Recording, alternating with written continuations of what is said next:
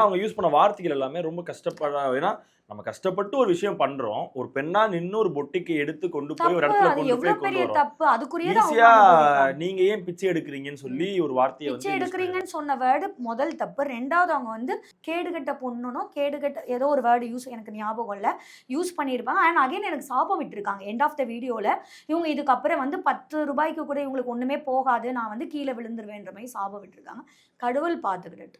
ஏன்னா இப்போ அவங்களுக்கு அகெயின்ஸ்டாக நான் பேசி அவங்கள நான் பெரிய ஆளாக்க விரும்பல. அதனால அவங்களுக்கு மெசேஜோ காலோ எதுவுமே நான் பண்ணல. பட் எனக்கு அவங்க பேசினது பர்சனலாக பிடிக்கல. எல்லாருமே டிஃபமேஷன் கேஸ் போடுங்க, உங்களை வேர்டு யூஸ் பண்ணியிருக்காங்க, வீடியோலே ப்ரூஃப் இருக்குது. இன்னொன்று நான் தப்பு பண்ணலன்ற ப்ரூஃபும் இருக்குது.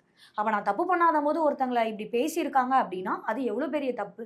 ஸோ அதுக்கு நான் உண்மையாக இருக்கேன்ற ஃபாலோவர்ஸ் அவங்களுக்கு போய் பதிலடி அவங்களோட கமெண்ட்லேயே கொடுத்துட்டாங்க. 2 நாள் அவங்க கமெண்ட் ஆஃப் பண்ணிட்டாங்க. ஏன்னா இப்போ கம்பம் மீனா சொல்லியும் ஒருவேளை வீடியோ போட்டிருக்கலாம். இப்போ ஏன்னா ஒரே சர்க்கிள் தானே. சரி, யார் சொன்னாலும் உண்மை என்னன்னு தெரிஞ்சுக்காம நீங்க அவங்க கிட்ட சேட்டை கேட்டிருக்கலாம்ல. நீங்க தான் போய் கேட்டீங்களான்றத கூட கேட்காமையா நீங்க வீடியோ போடுவீங்க? என்னன்னே தெரிஞ்சுக்காம நீங்க வீடியோ போடுறீங்க. நீங்க உங்க ஃபேமுக்காக போறீங்க. அதுக்கே என் பேரை யூஸ் பண்ணிக்கிறீங்க.